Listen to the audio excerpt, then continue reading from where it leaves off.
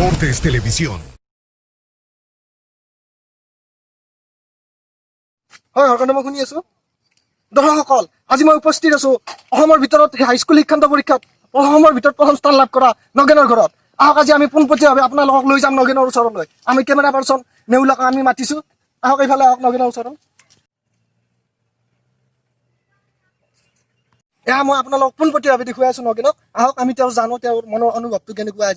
আজি তুমি অসমৰ ভিতৰতে প্ৰথম স্থান লাভ কৰিবলৈ সক্ষম হৈছা তোমাৰ অনুভৱ কেনেকুৱা মোৰ আজি অনুভৱ বহুতেই ভাল আজি মই এনেকুৱা এটা হ'ব বুলি ভাবা নাছিলো আজি মই বহুত সুখী মোৰ ৰিজাল্ট বাবে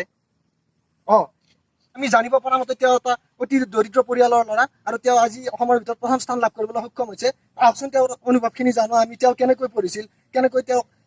শিক্ষা বস্তুৰ যোগান ধৰিছিল দেউতাকে আমি সকলোখিনি জানো আহক ভাবিছিলা নাই কেতিয়াবা যে তুমি অসমৰ ভিতৰত প্ৰথম স্থান লাভ কৰিবা বুলি হয় মই ভাবিছিলো মই সৰুৰ পৰাই মোৰ এইম আছিল মই অসমৰ ভিতৰত প্ৰথম স্থান পাম বুলি আৰু আজি মই সফল হৈছো এয়া দৰ্শকসকল চাওক তেওঁ এটা অতি দৰিদ্ৰ পৰিয়ালৰ পৰা তেওঁ আজি প্ৰথম স্থান লাভ কৰিবলৈ সক্ষম হৈছে অসমত এয়া তেওঁৰ দেউতাক আছে ওচৰত আপোনাৰ মনোভাৱটো কি হয় ছাৰ মোৰ ভাল লাগছে আজি মোৰ বাচাই কিবাকে অসমৰ ভিতৰত বোলে ফাৰ্ষ্ট কিবা হৈছে বোলে ফাৰ্ষ্ট ৰিজাল্ট কৰিছে মই শুনিব পাইছো মোৰ বহুত ভাল লাগছে মই তাৰ কাৰণে মই গোটেই দিনে ৰাতি মই চকুতে বহি তাৰ কথা চিন্তা কৰি আছিলো কাম বন বাদ দিছিলো মই তাৰ কথাই চিন্তা কৰি থকা আজি ভাল লাগছে মোৰ ভাল লাগছে হয় দৰ্শকসকলে এয়া দেখিছে আপোনালোকৰ এজন দুখীয়া পিতৃৰ আজি মন্তব্য আপোনালোকে শুনিবলৈ পাইছে আহক তেওঁ আমি জানো নগেনৰ আহক দৰ্শকসকল আজি জানো তেওঁৰ মুখৰ পৰা তেওঁ শিক্ষাৰ ক্ষেত্ৰত কেনেদৰে সংগ্ৰাম কৰিবলগীয়া হৈছিল আৰু কি কৰিছিল তেওঁৰ মুখৰ পৰা আজি আমি পোনপটীয়াভাৱে আপোনালোকক জনাম তুমি শিক্ষা কেনেদৰে পঢ়া শুনা কৰিছিলা মই পঢ়া শুনা বহুত কষ্ট কৰিব লগা হৈছিল মই এই বাৰিষা কালত ঢেৰেকনিৰ পোহৰত যেতিয়া ঢেৰেকনিটো মাৰি দিয়ে তেতিয়া মই ওলাই আহি পঢ়ো তাৰপিছত আপোনাৰ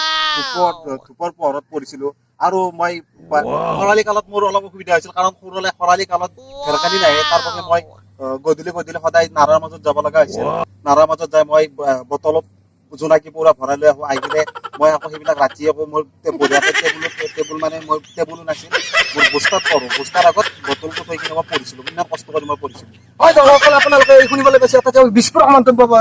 প্ৰকাশ কৰিছে যে তেওঁ জোনাকী পৰুৱা ধৰি আনিছিল বটলত ভৰাই আনিছিল জোনাকী পৰুৱা আনি তেওঁ বস্তাত পঢ়িছিল আৰু তেওঁ ঢেৰেকনিত পঢ়িছিল বাৰিষা কালত তুমি ডেইলি কিমান ঘণ্টাকৈ পঢ়িছিলা মই ডেইলি 23 ঘণ্টা 59 মিনিটকৈ পঢ়িছিলো এই মুহূৰ্ততে আৰু এটা বিস্ফোৰক মন্তব্য কৰাইছিল যে তেওঁ মাত্ৰ 1 মিনিট দিনটো মাত্ৰ 1 মিনিট সময় তেওঁ কৈছিল সেইবাবে তেওঁ আজি ইমান ডাঙৰ এটা ৰিজাল্ট কৰিবলৈ সক্ষম হয় অসমৰ প্ৰথম স্থান লাভ কৰিবলৈ সক্ষম হৈছে অতি দৰিদ্ৰ পৰিয়ালৰ ল'ৰা এটা হয় আজি তেওঁ অসমৰ প্ৰথম স্থান লাভ কৰিবলৈ সক্ষম হৈছে তুমি কিতাপ নোট কেনেকৈ যোগাৰ কৰিছিলা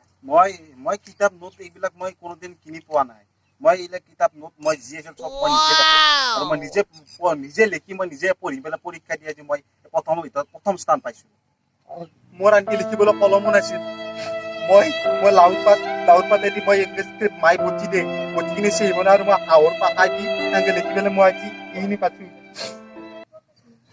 তুমি কিবা টিউচন লৈছিলা কিবা ঘৰুৱা টিউচন আছিল নেকি তোমাৰ টিউচন কি বস্তু টিউচন কথা হচ্ছে মই স্কুলৰ মতে এটা মানুহ পাবা পইচা কিনি ৰিজাল্ট কৰিছে পিছুকেলে আৰু ৰিজাল্ট মই টিউচন কি বস্তু আজিলৈকে দেখিয়ে পোৱা নাই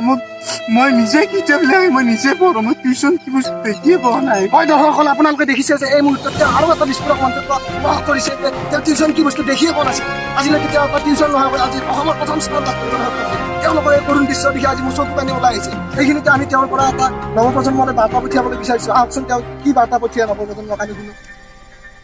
এই সুযোগতে তুমি ভৱিষ্যত প্ৰজন্মৰ বাবে কি মেছেজ দিব বিচাৰিবা হয় মই নৱপ্ৰজন্মক এটা কথা ক'ব বিচাৰিছো তোমালোকে খৰালি কালত বল খেলা বা এইবিলাক খেলা ধূলা বাদ দি গধূলি নাৰাৰ মাজত জোনাকী পৰুৱা সংগ্ৰহ কৰা আৰু গধূলি সেই জোনাকী পৰুৱা পঢ়া আৰু যেতিয়া বাৰিষা বতৰত ঢেৰেকনি আহিব তেতিয়া পথাৰৰ মাজত দৌৰি গৈ বা চোতালৰ মাজত পঢ়া শুনা কৰক একদিন নহয় একদিন ভাল ৰিজাল্ট হ'বই তেওঁ অতি গুৰুত্বপূৰ্ণ এটা মেছেজ দিছে নৱপ্ৰজন্মৰ কাৰণে তেওঁ সম্পূৰ্ণ প্ৰাকৃতিকভাৱে পঢ়াৰ কাৰণে তেওঁ উৎসাহ যোগাইছে নৱপ্ৰজন্মক উঠি অহা নৱপ্ৰজন্মই যাতে তেওঁ এই মেছেজটো যাতে সুন্দৰভাৱে আয়ত্ত কৰিব আৰু এনেদৰে এটা সুন্দৰ ৰিজাল্ট যাতে তেওঁলোকে কৰিবলৈ সক্ষম হয় আৰু শেষত আমি অনুষ্ঠানটোৰ শেষত আমি তেওঁৰ উজ্জ্বল ভৱিষ্যত কামনা কৰিছোঁ আৰু আমি আপোনালোকৰ পৰা বিদায় মাগিছোঁ এয়া কেমেৰা পাৰ্চন নেউলৰ সৈতে মই তেউল